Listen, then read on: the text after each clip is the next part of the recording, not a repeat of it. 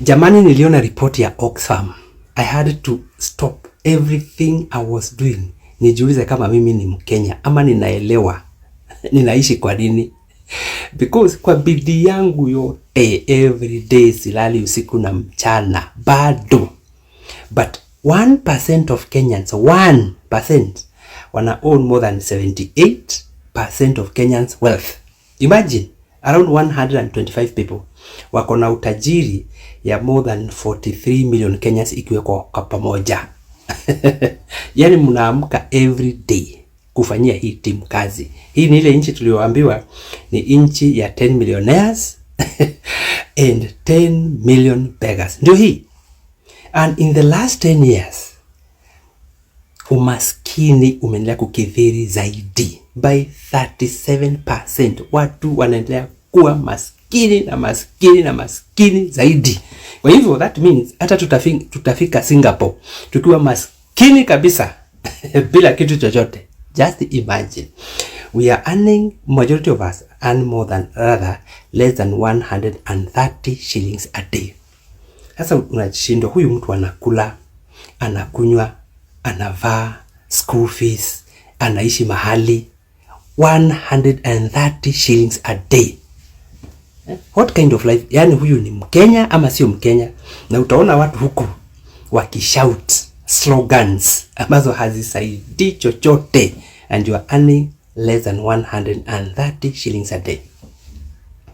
But kwa sababu hatuko hapa kucomplain kwa sababu ya utajiri wa watu ama pesa za watu, we are here to say this, ama tujiulize, what is it that 125 people know that we don't? What is it that they do that we never do? And I have found one thing. Hawa watu, they own shares or companies that sell shares. Hawa ndio wenye hizo kampuni zinatuzia shares. Sisi wengine, sisi ni customers, tunakopa kule, tunafanya kazi kule, without ever wanting to be part of it. That is why, above everything else, you need to own a share mahali. And this is like urgently. Na kwa sababu sheria zilibadilika, you can now own one share of a company. Ukiwa na 50 bob leo, pitia karibu na Cooperative Bank, ununue share ngapi? 2, na upate change, enda nyumbani. Ukiwa na shilingi kama 100, pitia hapo Equity, ununue share ngapi? 1, enda home, ununue ya Safaricom, ununue anything, because that is what they own. Maybe and maybe one day will be part of this team, because that is what they have in common. They own shares. Na wewe hauna, na uko nafasi ya kuown at least one. And this is how you can do this.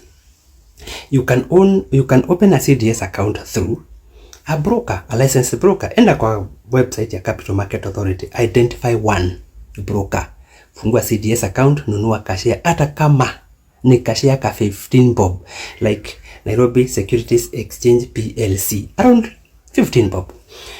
Toka hapo, enda kwa bank, waambie wakufungulie CDS account. Ukishamaliza kufungua account, weka 20 bob, 30 bob, 100 or whatever it is, toka na share ya hiyo bank. The other thing, you can use other apps kama Hisa, Dosika na kadhalika. Open CDS account, nunua angalao kashare kamoja. When I saw that 1% of Kenya wana own more than 78% of our wealth, I started thinking differently.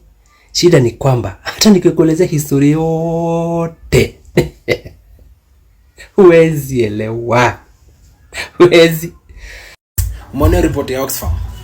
Basically basi moja wasee ndio wana own hii nchi.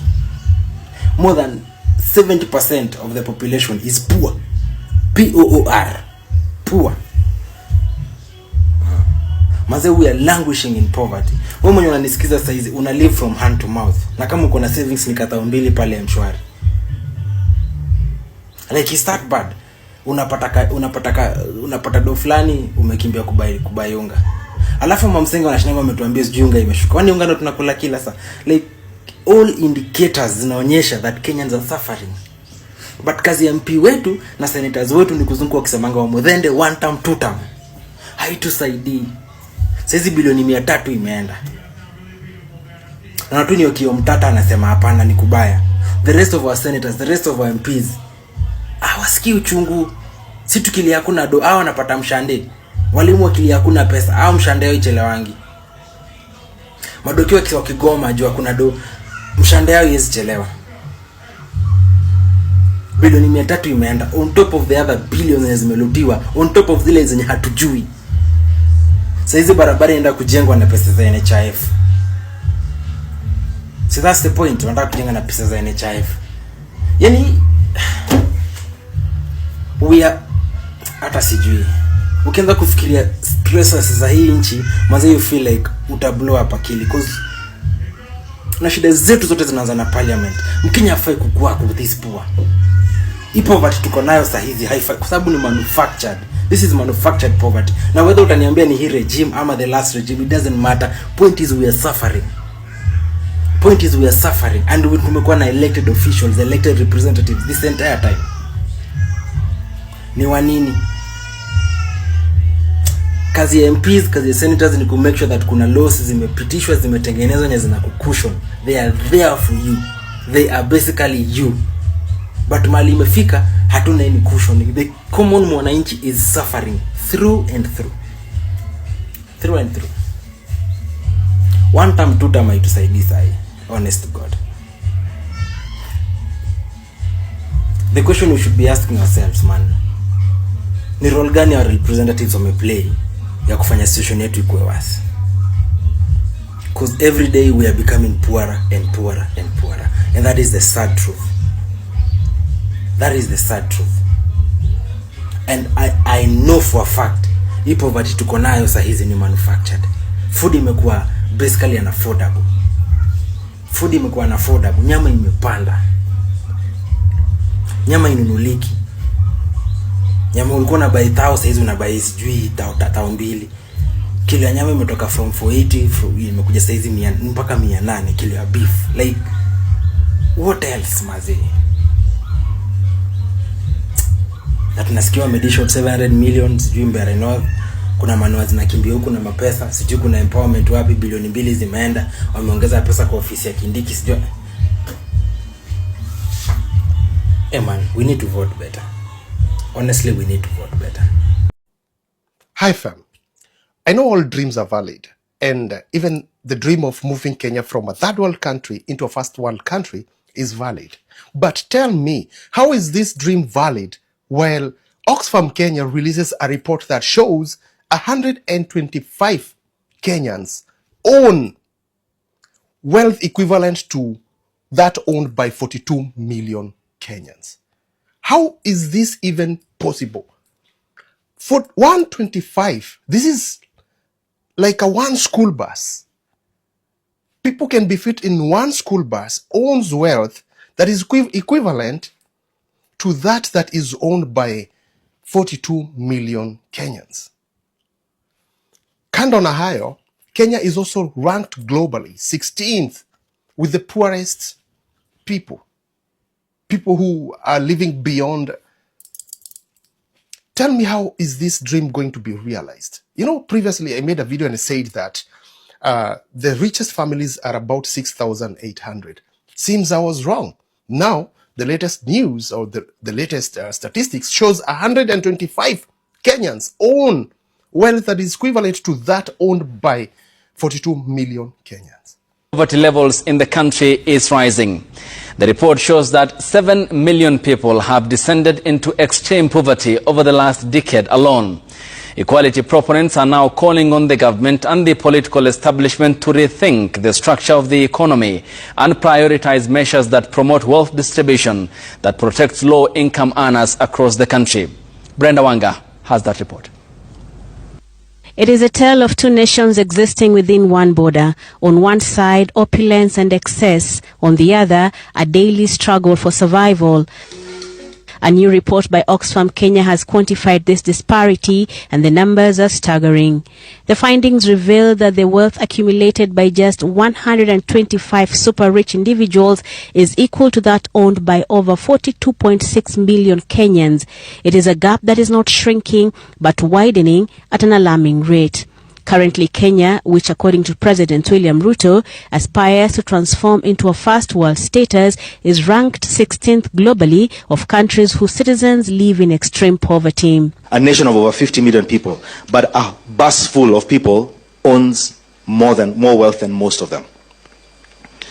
Here's the thing, Kenya is getting wealthier, but its people are getting poorer. And that is not a natural disaster, it's a product of choices. Problem with our economy is an economy of the few. So tell me, dear Kenyans, how is this dream even possible? How are we even going to move Kenya from third world to first world when inequality or shared over national resources is as big as day and night? How is this going to be possible? Now, statistics shows that we have 7 million poor people. These are people probably who cannot even afford a meal a day. 7 million. But we are always proud to say that we have sent, listen to this, we are always very proud. I mean, the president is always very proud to say that we have sent 436,000 Kenyans to go and work abroad. I mean, as if it's an achievement. In a country of 57.5 million, we are proud of sending 436,000 people to go and work abroad. What kind of mathematics are these? What kind of reality is this? I mean, we should be focusing on creating more jobs locally, looking at taxes and tariffs and making it easy for people to reinvest back home. Let's work on power grid. Let's increase our power grid so that more people can bring in more industries back home. Because that is one of the reasons as to why many countries cannot invest in our country. Many investors cannot invest in our country because we are not even providing the required power that can sustain many industries. Jumara stima imepotea inarudi 5. You understand? I mean, who wants to come and invest in countries with such risks? Apart from that, the taxes that are imposed, I mean, it's a whole nother kind of a thing. But we are there spending money, millions of money in misplaced priorities, billions of money lost in misplaced priorities. We take money that is meant for capitations for things like education, health, and we opulently spend them. Not we, but the political class. And we have the dream of turning Kenya from third world to first world. How is that going to happen? What is the blueprint we are going to use? Ati black chocolate ni fine melanin bana kutoka nikapate. Kanapenda kenye mi wanapenda so kanapenda toto chupa na haga nono. Madam na kudai umedunga mini na unapenda mangwai. Una dance fit unawacha nikismile ama niko high jua life nice. Kono moja mbele ngine yende rembe. Baila